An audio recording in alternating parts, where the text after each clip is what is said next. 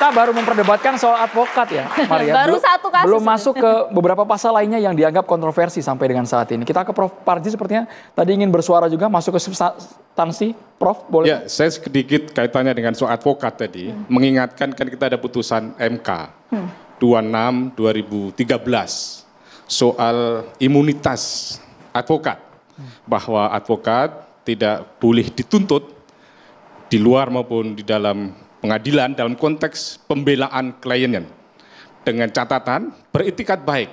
Yang jadi masalah memang konteksnya adalah di luar pengadilan itu apakah penyelidikan, apakah penyidikan ya, ataukah kemudian termasuk dalam forum-forum ilmiah gitu ya. Karena memang ada beberapa kawan kita yang kemudian misalnya diskusi dalam rangka menyampaikan kepentingan kliennya akhirnya malah kena misalnya pasal misalnya tentang penyidikan dan lain sebagainya. Jadi saya kira ini adalah dikelirkan dan kemudian merujuk apa dalam putusan MK 26 2013 tadi itu sehingga pada implementasinya juga tidak disalahgunakan oleh advokat bahwa apa yang dilakukan memperhatikan aspek substansi, prosedur dan kewenangan. Dan pada diskusi malam ini harapannya tidak sekedar memberikan catatan tetapi kemudian merumuskan atau menemukan masalah-masalah krusial dalam RUU KUHP ini dan sekaligus merumuskan sebuah solusi. Salah satunya adalah misalnya ada fakta dalam konteks KUHP kita ini ada pasal yang abu-abu, pasal yang multitafsir. Maka bagaimana kita merumuskan atau kemudian Pak Nasir merumuskan nanti bisa bersifat imperatif dan limitatif yang semuanya menjadikan solusi-solusi atas persoalan-persoalan yang ada dalam konteks KUHP ini gitu. Oke, Pak Sugeng ingin komentar sebelum kita beralih ke pasal lainnya ya. Sebelum beralih ke pasal lainnya. Iya, kalau RUU KUHP ini kan harus dilihat sebagai politik hukum negara ya. Politik hukum negara ini jangan memunculkan masalah baru ya. Apakah itu masalah perlindungan hak asasi manusia dalam sistem peradilan pidana, integrated justice system ya. Di mana dalam perlindungan hak asasi manusia salah satu aspeknya adalah diwakili oleh kerja advokat. Kerja advokat ini adalah memastikan bahwa perlindungan hak asasi manusia itu terpenuhi. Jangan disudutkan, tidak boleh memberi pendapat di luar. Bagaimana jaksa sudah membentuk opini ya. Ketika dia menangkap orang, dia mengundang media, dia sudah bikin opini. Ketika polisi menangkap orang, dia undang media sudah bikin opini ya. Jaksa itu yang pertama ya. Yang kedua, politik hukum ini juga tidak boleh menimbulkan persengketaan antar lembaga penegak hukum nih ya. Jadi kalau saya lihat dalam RUU KUHP ini ada potensi perebutan kewenangan antara polisi dan kejaksaan ya. Oleh karena itu harus diingat bahwa konstitusi kita itu sudah memberikan satu prinsip diferensiasi fungsional. Polisi sebagai penyidik, jaksa sebagai penuntut, itu saja dipertahankan. Dalam RUU ini ada potensi rebutan, ya. Bisa dijabarkan itu Pak Sugeng? Jadi begini misalnya ya, kalau satu laporan tidak diterima oleh polisi dalam 14 hari, tidak dilayani, dia kemudian bisa kepada jaksa. Sudah dihapus, nah itu bagus ya. Kemudian jaksa juga kemudian bisa meminta penangkapan penahanan yang menjadi kewenangan polisi. Apakah sudah dihapus itu? Sudah dihapus. Nah artinya ini sudah polisi. Artinya memang tidak boleh ada satu proses yang bisa menimbulkan politik hukum kita ini perseteruan, ya, potensi konflik, ketidakpastian, perseteruan. KUHP ini adalah satu hukum acara pidana yang harus memastikan bahwa proses hukum itu adalah menegakkan hukum, ya, kemudian melindungi hak asasi manusia, melindungi kepentingan umum. Ini harus dipastikan ini ya. Kalau ada mengatur kemudian di sana fungsi advokat adalah fungsi yang memberikan perlindungan, tidak menghukum. Nih ini ada kasus yang menarik kan belakangan ini, ya. Ketika penyidik itu menilai tindakan berbeda pendapat dari pihak advokat yang menggunakan opini, diskusi. Kasus yang mana ini? Disebutkan boleh? Kasus ini Pak Sugeng Teguh? advokat MS Marcel Santoso, advokat Junaidi, ya, kemudian Tian Bahtiar, ya, Ini kan penggunaan kesewenang-wenangan. Kasus CPO ya ini ya. Iya, ya. Karena 3 perbuatan yang dituduhkan itu adalah 1, pembentukan opini negatif. Opini negatif itu tidak bisa dipidana, Pak. Opini negatif itu hanya bisa melalui mekanisme Dewan Pers. Kalau Dewan Persnya penakut, ganti nih. Ini akan merusak demokrasi, ya. Apakah terima uang itu tidak ini periksa dulu oleh Komisi Kode Etiknya. Jangan kemudian Dewan Pers lepas tangan. Demokrasi kita hancur nih kalau begini, ya. Kemudian kedua, ya, diskusi yang sifatnya akademis juga dinyatakan sebagai kriminal. Loh, bagaimana sih? Ya bukan dong. Kemudian pembentukan opini negatif, ya nggak boleh. Ini Kejaksaan Agung sewenang-wenang menurut saya. Nanti kalau penyidik kemudian diberi kewenangan pengacara tidak boleh berbicara, kriminalisasi akan terjadi terus-menerus, ya. Jadi begitu, ya. Karena catatan saya, diferensiasi fungsional itu harus diterapkan, jangan ada dominasi. Bagus kalau sudah dirubah, ya. Terima kasih. Mohon izin DPR ditampung lu boleh ya, Bang Nasir. Kita tampung lu Bang, suara rakyat ini Bang. Jangan Bang. Di segmen ini Abang harus bicara Bang, tapi kita dengarkan dulu Bang ya. Kita tampung dulu Bang ya. Ditampung dulu Bang. Sekarang nih. Sebenarnya saya mau meng-highlight pentingnya karena kan tadi akhirnya kita sama-sama sepakat gitu bahwa advokat harus punya ruang yang konkret gitu ya di dalam proses peradilan pidana. Dan tadi Pak Sugeng sampaikan gitu bahwa advokat adalah representasi warga gitu ya yang dikriminalisasi sehingga dia bisa dapat haknya. Nah, di sini sebenarnya di draft memang sudah ada penguatan advokat. Advokat punya bab khusus, ada jaminan setiap orang yang diperiksa itu harus didampingi advokat, tidak hanya tersangka tapi juga saksi. Nah, tapi yang kita highlight adalah kenapa tadi relevan untuk bahasan saya soal pengawasan judisial. Tadi yang kayak Pak Fredrik sampaikan, kalau itu terlanggar, hak-hak tersebut terlanggar, kemana kita bisa ngadu? Nah, di konteks sekarang di draft RKUHP, yang pengaduan itu masih sama dengan konsep saat ini, yaitu dengan pra-peradilan. Dan kita tahu objek pra-peradilan sangat terbatas dan di RKUHP 2025 masih terbatas. Masih soal upaya paksa, masih soal penghentian penyidikan dan penuntutan, terus masih soal rehabilitasi untuk kasus yang dihentikan. Nah, tadi pelanggaran hak atas advokat, pelanggaran hak atas pendampingan itu nggak jadi objek pra-peradilan. Sehingga nggak ada ruang judisial, ruang imparsial untuk advokat bisa ngaduin kalau terjadi pelanggaran hak korban, pelanggaran hak tersangka, itu ngadunya kemana? Nah, itu kenapa akhirnya relevan adanya judicial scrutiny, adanya hakim komisaris. Karena di draft RKUHP yang sebelumnya, si hakim komisaris itu bisa juga punya kewenangan memeriksa setiap bentuk pelanggaran hak terhadap tersangka atau terdakwa dalam proses peradilan pidana. Nah, itu ada objeknya, sedangkan konsep yang di RKUHP sekarang, objeknya masih sama seperti yang sekarang. Di pengawasan berjenjangnya nggak ada, Pak Fredrik. Pengawasan berjenjangnya nggak ada. Yang kita highlight adalah ruang komplainnya kemana, itu kan yang dimau teman-teman advokat, ruang komplainnya. Jadi kalau tadi Pak Fredrik sampaikan selama ini kita debat di implementasi, debat itu harusnya tersistem, yaitu dengan adanya judicial scrutiny, ada ruang komplain yang bisa mengcover kondisi itu. Nah, itu makanya kita dorong adanya hakim komisaris ini gitu. Terima kasih Mbak. Dari pendapat saya, jadi saya satu persatu saya uraikan dulu daripada Prof. Panji. Tadi menyampaikan bahwa advokat punya imunitas, betul Pak. Tetapi jangan lupa Pak, peristiwa yang terjadi pada diri saya, beliau juga sebagai saksi ahli waktu itu saya ajukan.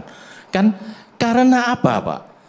Selalu itu hakim berpendapat, hakim berwenang memeriksa kode etik advokat Pak. Ini yang bikin celaka ini Pak. Kemudian Pak, kode etik dalam hal ini dia bilang hakim berwenang memeriksa kode etik dan dia mengatakan bahwa penghalangan penyidikan itu adalah merupakan tindak pidana korupsi. Kan aneh Pak, itu sudah tindak pidana umum tapi dinyatakan sebagai tindak pidana korupsi. Dengan demikian pihak badan penyidik daripada korupsi ini bisa intervensi dalam hal ini menjerat advokat-advokat kita disingkirkan. Sudah banyak sekali Pak teman-teman advokat itu yang disikat dengan pasal 21. Ini pengalaman pribadi ya Pak Fredrik ya. Kasus yang mana Pak Fredrik, diingatkan lagi publik? Ya, kasusnya waktu Setia Novanto Pak, yang jelas Pak. Waktu Clear. Pak Panji dan beliau ini yang menjelikan penjelasan pada hakim Pak, bahwa saya memberikan permohonan untuk penundaan pemeriksaan.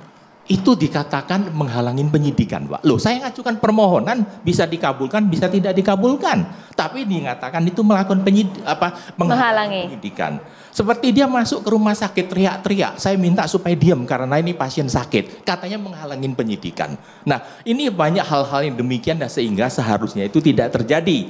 Kepada KUHAP di sini, Pak, memang saya sangat sependapat, Pak, bahwa kita ini harus bicara atas nama korban atau saksi atau dalam hal ini yang teraniaya. Namun dalam hal ini jangan lupa Pak, contoh kasus Vina, itu opini yang dibentuk begitu kuat Pak, yang mengatakan bahwa mereka itu tidak salah. Saya yang mempertahankan bahwa sudah diputus dengan Mahkamah Agung, sudah ngajukan gerasi ditolak, dan PK-nya itu pasti akan ditolak karena novum yang diajukan bukan novum. Nah, pembentukan apa yang terjadi pada diri saya, Pak? Saya di mana-mana saya dimaki-maki orang, Pak. Katanya saya tidak membela orang yang lemah. Loh, saya bilang korban itu lebih lemah, udah mati kok korbannya. Saya kan bela yang korban yang mati. Dalam hal ini yang saya bilang, Pak, pasal 21 itu seharusnya dalam hal KUHAP yang baru ini, Pak, seharusnya itu ada suatu pintu yang menyebutkan kode etik itu apa yang dimaksud kode etik, Pak. Karena Mahkamah Konstitusi menyatakan selama tidak melanggar kode etik. Nah, kalau kode etik misalkan tidak melanggar kode etik yang diputuskan oleh Dewan Kehormatan Peradi atau dalam hal ini organisasi advokat itu oke. Ini tidak kan Pak. Dia bikin pintu abu-abu lagi. Makanya saya mengharapkan dalam hal ini DPR sebelumnya dalam hal ini diputuskan ditambah atau dikurangin. Penjelasan pasal-pasal itu tolong jangan ada rambu-rambu yang abu-abu. Berapa hari disebutkan berapa hari. Kode etik itu kode etik apa? Advokat itu misalkan contoh Pak, setiap saat boleh melakukan mengunjungin daripada tersangka. Sebutkan Pak, tidak ada SOP yang bisa menghalangin. Disebutkan yang jelas Pak. Berapa hari gitu ya? Iya, bukan berapa hari, dia 24 jam disebutkan kan kita setiap saat karena kepentingan Pak. Misalkan Pak, keluarga klien ada meninggal, kita harus seketika memberitahukan ke rutan, dibilang apa nggak bisa Pak, sekarang sudah lewat jam kerja, nggak bisa, Bapak kembali besok. Kasihan kan orang. Bung Nasir Jamil boleh dikomentari dulu Bang soal poin advokat. Yang hal inilah yang saya tidak inginkan terjadi di kemudian hari memang Pak. Advokat ini kan waktu itu 2000 berapa kalau tidak salah 2014 ya, kita mau bahas, mau revisi undang-undang advokat tapi gagal. Bahkan ada unjuk rasa di depan gedung DPR. Ya soal single bar ya, soal-soal lain itu. Padahal sebenarnya waktu itu kita ingin menajamkan fungsi-fungsi advokat. Karena mereka bahagian yang tidak terpisahkan dari penegakan hukum. Di luar Indonesia, profesi advokat itu sangat terhormat. Ya, bahkan kalau kita mau jujur, hampir semua Perdana Menteri Inggris itu advokat itu, pengacara semua itu. Ya, nah di Indonesia kapan nih pengacara bisa jadi presiden ya? Jadi sebenarnya memang soal advokat tadi misalnya itu kan masih draft ya, sangat dinamis sebenarnya.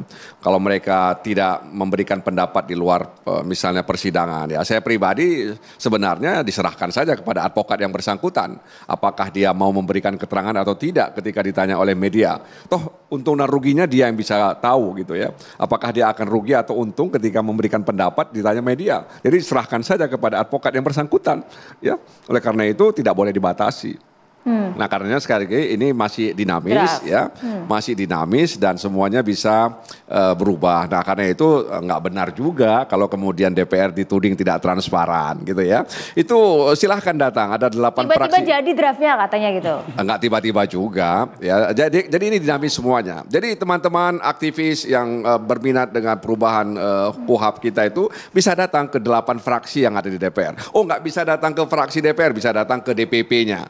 Jumpai bidang hukumnya untuk menyampaikan hal-hal yang terkait dengan perubahan hukum acara pidana kita ini. Jadi saya datang kemari juga menunjukkan bahwa DPR itu terbuka. Kalau saya terbuka, saya nggak mau datang kemari. Ya, saya tidak akan mau memenuhi undangan daripada catatan demokrasi ini. Ya jadi kita terbuka menerima ya semua masukan. Nah karena itu sekali lagi kalau dikatakan bahwa DPR tidak transparan itu tidak benar sebenarnya. Kami selalu terbuka. Ya jadi kalau oleh karena itu teman-teman aktivis harus menganut satu tagline itu banyak jalan menuju Roma. Nah, gitu ya. Banyak jalan menuju Roma. Jadi jangan satu jalan aja. Prof, jadi bisa saya dulu karena menyangkut advokat, Prof. Oh, silakan. Iya. Saya terus terang sangat bergetar bersyukur statement sahabat saya Narsih Jamil mengatakan dengan sangat terbuka dan saya hormati. Di luar Indonesia, peran advokat itu sangat dihormati. Saya terus terang deg-degan mengatakan ini karena ini cermin atau aspirasi daripada teman-teman saya. Tapi saya kira penilaian Nasir itu tidak ada yang salah, tapi itu fakta. Fakta sekarang yang terjadi. Tapi karena pembahasan kita ini adalah RUU KUHP, saya kembali mengatakan KUHP ini lahir tetap menjunjung hak asasi manusia dan saya tekankan kembali. Melindungi keluhuran tersangka dan terdakwa. Melindungi keluhuran daripada tersangka dan terdakwa. Andro, dalam RUU KUHP dan dalam integrity justice system itu ada 4 penegak hukum. Ada jaksa di sana, kemudian ada polisi di sana, ada hakim di sana, dan kami di pasal 5 Undang-Undang Advokat diberi predikat sebagai penegak hukum. Tetapi yang sering terjadi seperti teman-teman kita Sugeng, bahwa memaknai integrated justice system, kita bukan malah kolaborasi, tetapi tidak memaknai secara holistik. Tetapi memaknai bahwa wewenang saya adalah wewenang saya, wewenang daripada aparat penegak hukum adalah orang yang lain, dan bahkan dimaknai musuh. Sehingga itu sebab sering terjadi apa yang dialami oleh saudara Fredrik Yunadi misalnya, sampai dikategorikan sebagai obstruction of justice. Sekedar kami kadang-kadang KUHP mengatakan setiap saat seorang kuasa hukum Mbak Maria bisa mengunjungi seorang kliennya sebagai tersangka, tapi dibilang Pak Fredrik itu. Undang-undang mengatakan jangankan kami kadang-kadang hanya diberi 15 menit, itu pun kadang-kadang tidak akan diberi kami di saat-saat jam kerja, padahal undang-undang mengatakan bahwa itu perintah undang-undang. Nah problem itulah yang fundamental Andro, memaknai integrated justice system. Jadi sebenarnya, maaf Bang Saur, Ya. sebenarnya kan ada praktik yang berbeda sebagaimana yang diatur dalam hukum acara pidana, kan begitu? Nah lalu dalam rangka untuk mengatasi hal-hal itu, kita hadirkan Kompolnas misalnya. Ya kita hadirkan Komisi Kejaksaan. Untuk mengawasi peradilan kita hadirkan Komisi Yudisial. Lalu ada Lembaga Perlindungan Saksi dan Korban. Betul. Untuk melindungi saksi dan korban. Ya, jadi sebenarnya banyak institusi ya yang kemudian dihadirkan untuk memastikan bahwa hukum acara pidana ini bisa berjalan dengan baik. Tapi kan ini nggak berjalan. Masing-masing jalan sendiri. Nah ini problem kita. Jadi sebenarnya kenapa kita ingin mengubah hukum acara pidana kita? Karena mengikuti perkembangan sosial, ekonomi, budaya di tengah masyarakat, inovasi teknologi informasi yang begitu pesat, kemudian sensitif publik terhadap penghormatan dan pemenuhan hak asasi manusia. Di samping itu ada putusan-putusan Mahkamah Konstitusi, ya, putusan-putusan Mahkamah Konstitusi yang menafsirkan hukum acara pidana kita. Lalu kemudian ada hukum-hukum acara pidana yang diatur secara khusus, ya kan, dan dalam berbagai macam undang-undang. Jadi ini sebenarnya adik-adik mahasiswa latar belakang kenapa kemudian kita ingin mengubah. Coba lihat ya, waktu masa Covid ya, terdakwa itu tidak dihadirkan di persidangan. Padahal dalam pasal 154, 155 itu kan harus menghadirkan terdakwa dalam proses pidana. Tapi tidak ada. Kemudian Jessica Wongso ketika misalnya Kopi Senadia ditayangkan secara langsung oleh media, itu kan sebenarnya nggak ada dalam hukum acara pidana kita. Tapi itu terjadi. Nah karena itu kan inovasi teknologi informasi itu mempengaruhi ya hukum acara kita. Nah itu sebabnya kenapa kita mau ubah itu. Dan jadi belum ada namanya KUHP lama atau KUHP baru. Ya, Tetap itu aja dia kita tadi. menggunakan KUHP lama. Saya tuntaskan sedikit. Jadi maksud saya Bung Nasir begini. Andaikan pun katakanlah seorang terdakwa yang kita bilang menjunjung hak asasi manusianya. Katakanlah dengan kecerdasan hukum yang dimiliki oleh seorang, katakanlah kuasa hukumnya. Sebenarnya dia bebas itu mendapatkan kemampatan demi keadilan. Yang menang adalah negara, yang menang adalah jaksa.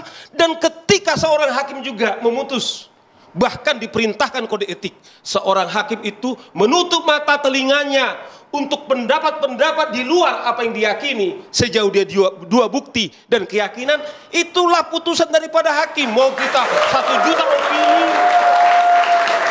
5 juta opini, Bang, tidak ada artinya. Tetapi setidaknya kalaupun itu to convince hakim, berdasarkan tadi saya bilang Maria, tentu adalah dasar hukumnya. Nah sekarang yang terjadi apa Bang Nasir? Kami kadang-kadang sudah punya kode etik, kami katanya penegak hukum. Ketika ada masalah kepada kami, sama dengan terdakwa 2 bilang yang sekarang advokat itu, tidak ada mekanisme kami dilaporkan kepada kode etik. Setelah kode etik memang memutuskan kami bersalah, baru kami diproses. Nah seperti ini kan yang rugi adalah masyarakat, Itu dia, Bung Saur. mahasiswa, kita semuanya. Karena apa? Yang korban adalah kita. Kami tidak minta dikasihani. Tetapi kalau kita konsisten untuk memberikan pelindungan hak asasi kepada tersangka dan terdakwa, berikanlah dia leluasa advokat pendamping hukumnya. Karena kalau tidak, saya bilang yang korban adalah terdakwa tersebut, tetapi yang juga korban adalah negara. Bung Saur ya kan? Ya, jadi- Artinya semua sebenarnya adalah atas nama keadilan, bagaimana ada ruang komplain yang dimaksud oleh Mbak Maidina tadi agar ada pengawasan berjenjang di sana. Ya. Bung Nasir Jamil harus menjawab hal ini ya. Tapi